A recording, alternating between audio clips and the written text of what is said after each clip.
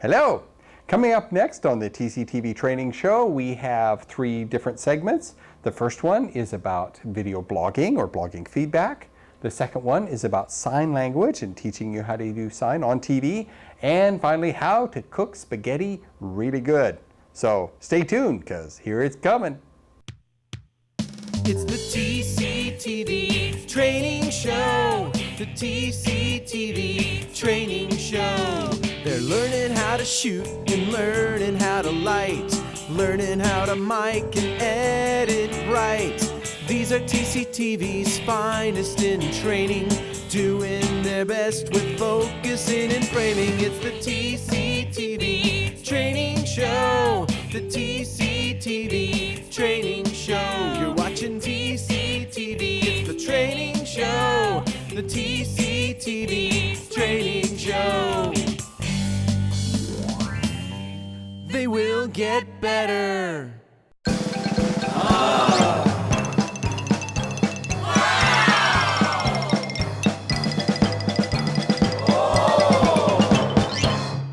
Hello, my name is Dan Bennett, and this is the TCTV Training Show. Yeah. Okay, what you're about to see are 3 different short pieces of video that came from students that have taken the TCTV training classes. These classes occur at TCTV for new members, and they create a short piece of video to demonstrate the skills that they've learned, and in so doing can certify and go on to do regular types of public access shows that, according to their interests.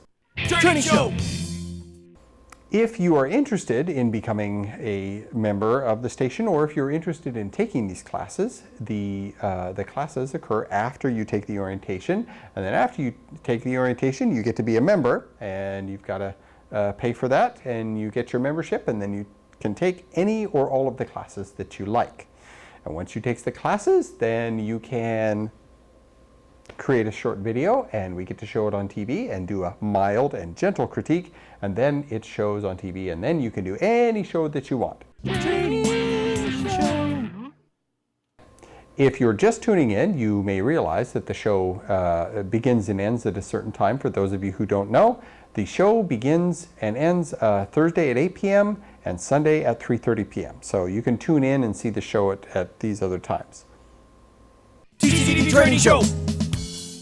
Why don't we take a look at the first piece? And this one was done by Rita, and she spent a good deal of time on this one, and it was really interesting because she does a blog, but she wanted to do 3 different variations of her blog on television, and she wants feedback. And so when you watch this, take a look at it, and if you're interested, you can email her or respond to her in her blog and say which segment that you like the best. And there are 3 different ones, and that should be interesting. So here we go. Let's take a look at the first one, and we'll talk about it when it's done.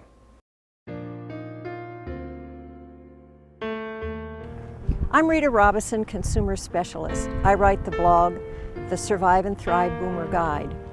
I'm going to be submitting some video to YouTube. I'd like you to help me figure out what would be the best presentation for YouTube viewers. I'm going to be giving you 3 samples labeled A, B, and C, and I'd like you to let me know which you think is the best. You can send me an email at ritarr@aol.com. That's ritarr@aol.com. How can boomer grandparents be supportive of their grandchildren? In America, 1 in every 3 boomers are grandparents, with the average age being 53. Dr. Arthur Kornberger has established the Foundation for Grandparenting, and he's written the book, Grandparent Solutions.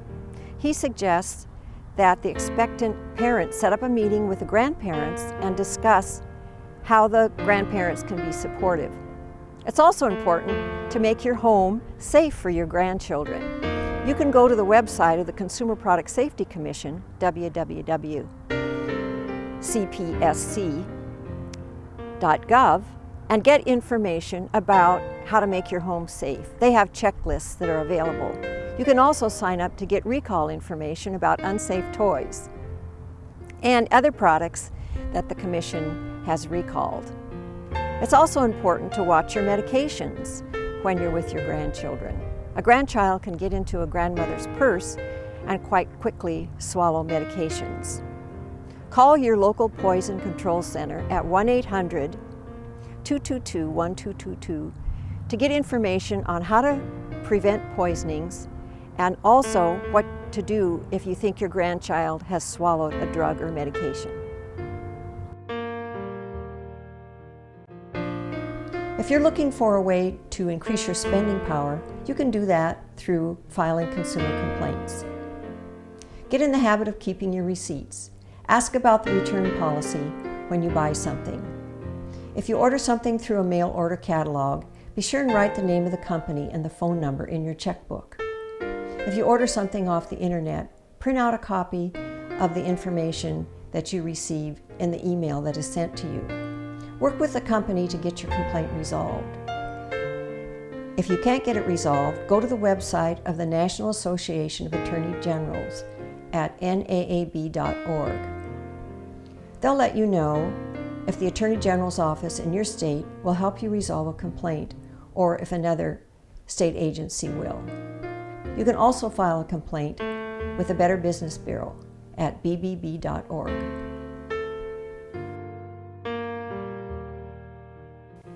Would you like to save money? Check your bank fees. A recent study by the General Accountability Office found that at 185 banks, undercover staff were not told about bank fees and terms of accounts 20% of the time. Staff also checked the websites of these banks and found that half of the time, fees and terms were not disclosed. So check your bank fees. You could save money.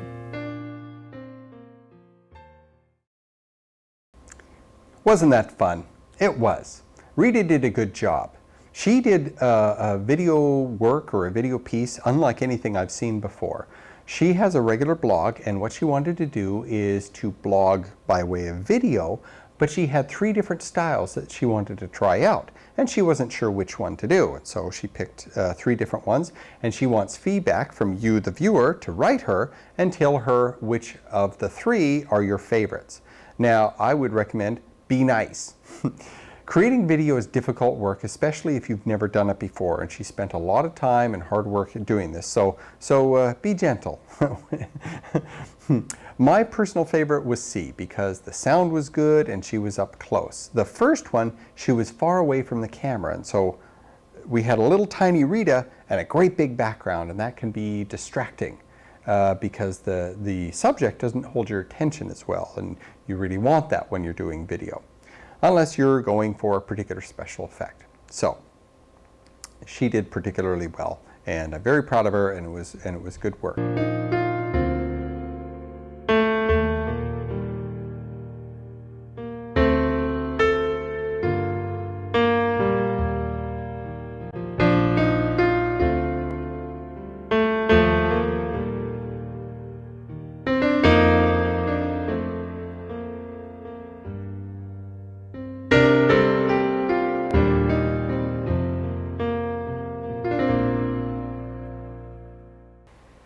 And now it's time for the training tip of the day. Yeah.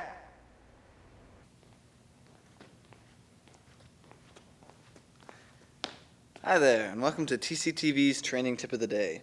I'm Freddie the Intern, and today I'm going to be teaching you about posting your videos onto the internet. As a producer at TCTV, your program is already reaching tens of thousands of people, but it's still a good idea to get your video up on the internet, thus making it accessible to people worldwide almost instantly. Now, everything I'm about to show you can be done here at TCTV in our producer edit suites. Come here, computer. Let's get started, shall we? So, after you finish your video, the first step is to export it to your hard drive. So here we have the Final Cut project I'm working on. It's all finished and ready to get going, so the first thing we're going to do is go up here to the File menu. Now we're going to go down to Export, and in the Export tab we go over to Using QuickTime Conversion and click it. As you see, this nice little save box pops up. First thing you want to do is give it a title. I'm going to name mine Training Tip of the Day. So the next thing you're going to do is choose where you want to save the file. I'm going to put it on my hard drive, in my folder, and in my other folder. And it's going to go right here. Now, before you click Save, go ahead and click here on the Options button down here at the bottom of the screen. And so this pops up. This is our movie settings thing, and this is where we're going to choose the settings that will make our file ready to go on the internet. So click up here on the first little bubble, Settings. So here's where we're going to set our compression and quality settings. So first, go to the very top at compression type, and you're going to want to make sure this is set to H.264. And you see there's a big list of things. Click on this one. Now go to the motion section and click on the frame rate button and go down to 30. That's 30 frames per second. Next, go down to the keyframe section and select automatic. In the data rate section, which is just to the right of that, you want to make sure that data rate says automatic. Just leave it like that. And now in the compressor one, which is bottom left, just make sure that it says that it's at quality high. Alright, you're done with this tab. Go ahead and click OK. Back in the movie settings window, we want to go to the little bubble that says size right here. Click that. And in the export size settings, just go ahead and, it's already set here, but this is your dimensions. You want to make sure that it's set to 64 by 480 VGA. And make sure your deinterlaced source video is checked. And you're good to go. And your movie settings are finished. And just click OK. Alright, congratulations. You're ready to export. Just go ahead and click Save. And a little exporting window should pop up right in front of your screen.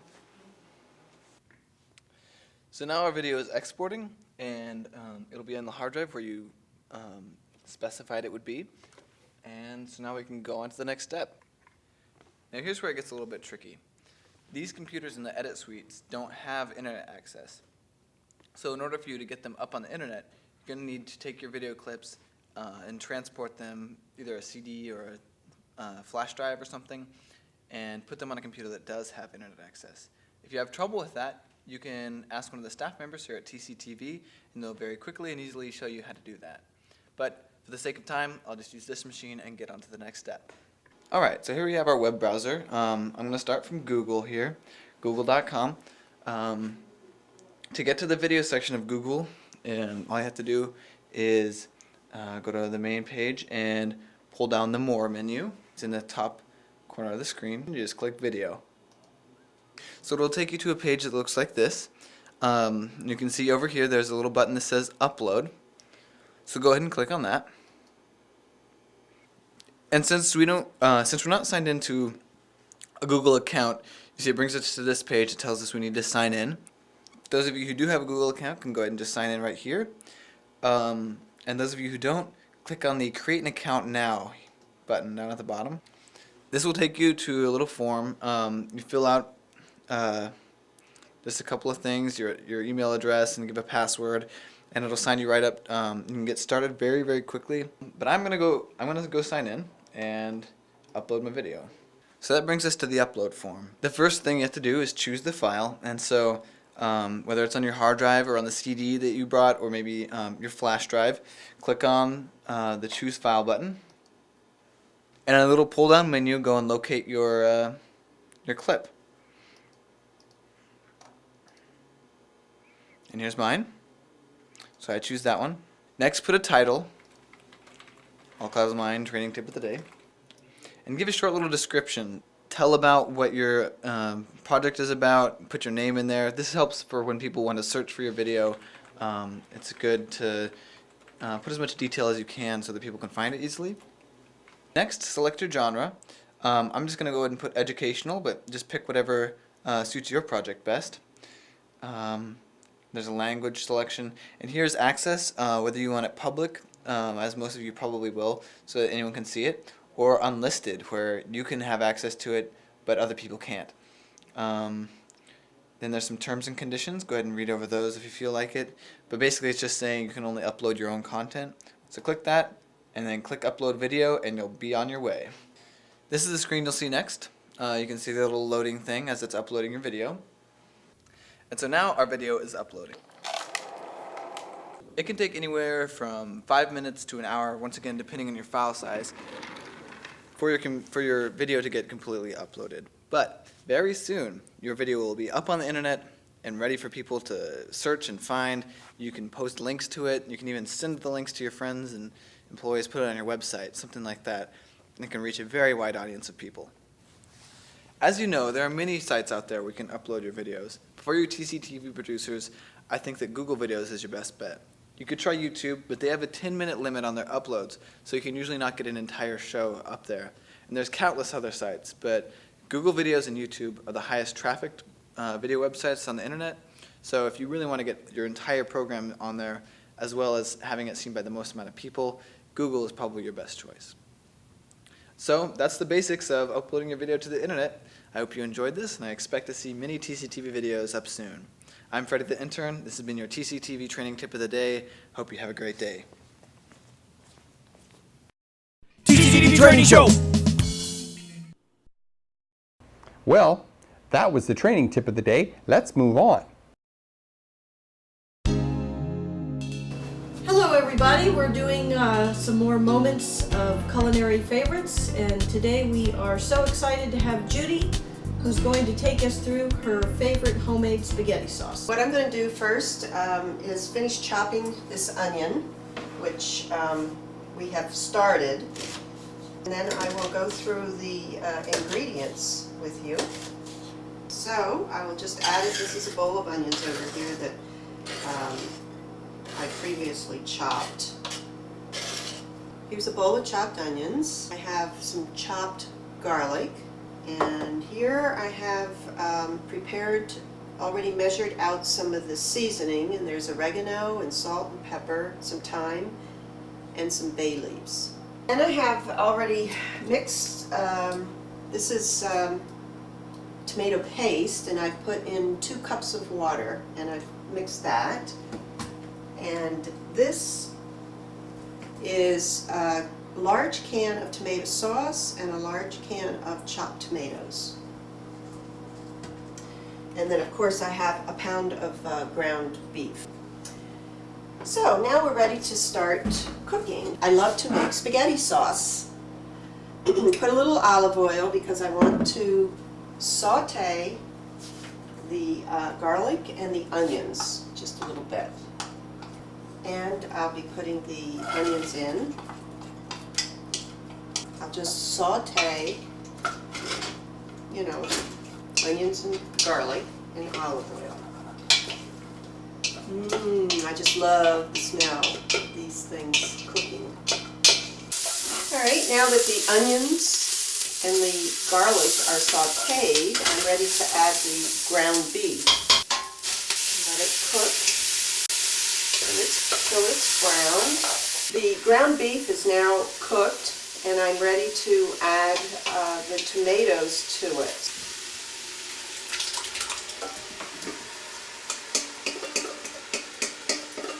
Now I will add the tomato paste, to which I've already added 2 cups of water, and this allows the spaghetti sauce to simmer for, I like to simmer it for 3 or 4 hours, and it will reduce in volume a little bit and become nice and thick. So now I'm going to add the seasoning that I've already pre-measured. I already have the chopped garlic in it, but I like to add granulated garlic. So I will just go ahead and sprinkle some of this in. And then I'll also put in a few red peppers, you know, the red pepper flakes. Then, like I say, I let it simmer for 3 to 4 hours. So you have to put it really low so you don't want it to burn. This sauce is now ready. I've adjusted the seasoning 2 times according to my taste, and we're now ready to serve. Here we have our delicious spaghetti dinner and a nice glass of Merlot to go along with it. Now we are ready to enjoy the fruits of our labors.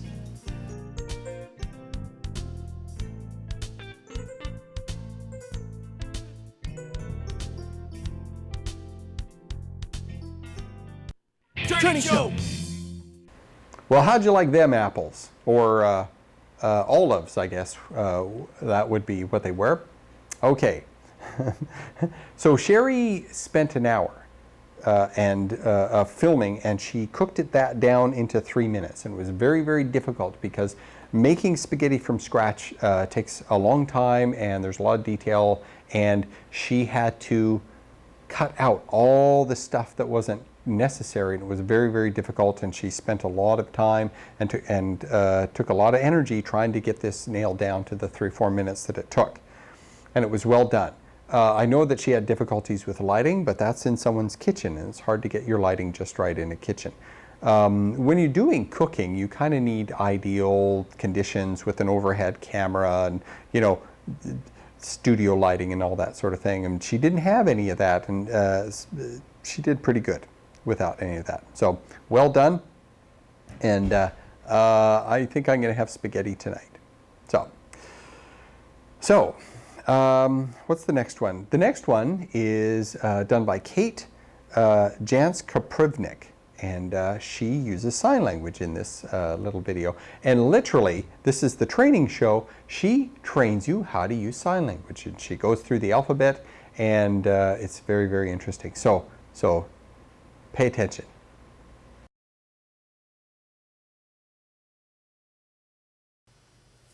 Hello, hello.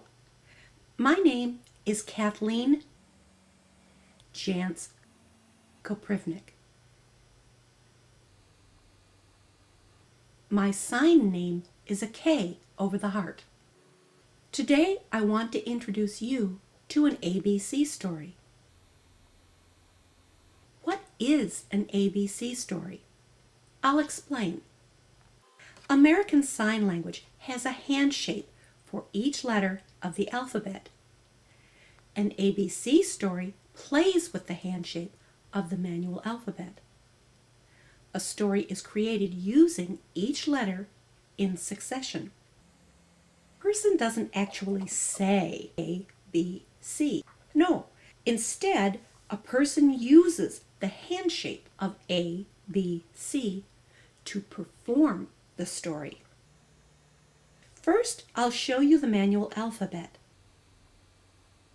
Then watch the performance to see if you can spot the ABCs.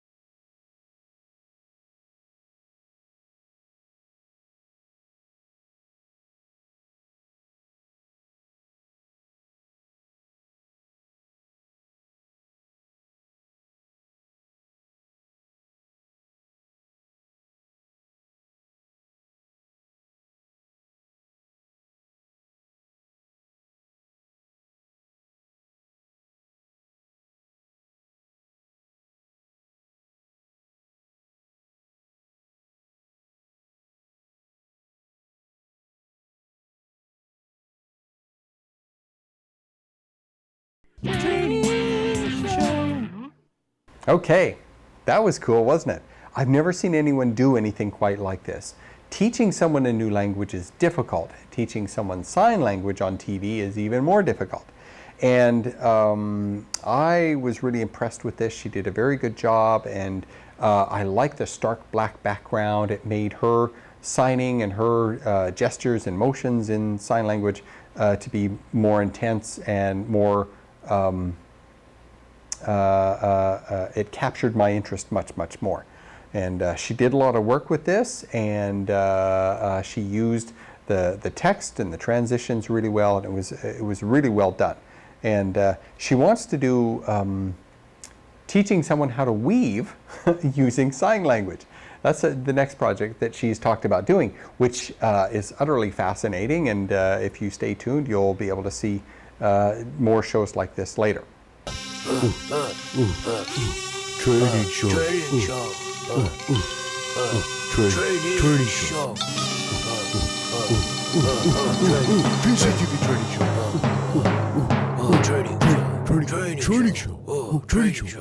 Show. Training show. Training show. Well, I'm out of time. I want to thank you for watching the show, and just remember, if you're interested in participating at TCTV, the first thing to do is to come to the orientation. It's free, and you have to book ahead because there's only so much seating available. And so call us at 956-3100 and reserve your place for the orientation. Once you are orientated, you can become a member. And to become a member, it costs $35. And after that, you can take any of our training classes, including the field edit and the field camera and editing class, such as this one. And you get to do a little 3-minute piece and show your video prowess. Now, there are other classes. There's studio classes, and there's smaller classes where we go over Photoshop and GarageBand and other small programs that enhance people's ability to edit and create media for local people and this sort of thing. So remember, the TCTV Training Show is at 8 p.m. on Thursdays and Sunday at 3:30 p.m. And thank you for watching, and we'll see you again soon. And break a leg. It's the TCTV Training Show. The TCTV Training Show. They're learning how to shoot and learning how to light, learning how to mic and edit right. These are TCTV's finest in training, doing their best with focusing and framing. It's the TCTV Training Show. The TCTV Training Show. You're watching TCTV. It's the training show. The TCTV Training Show. They will get better.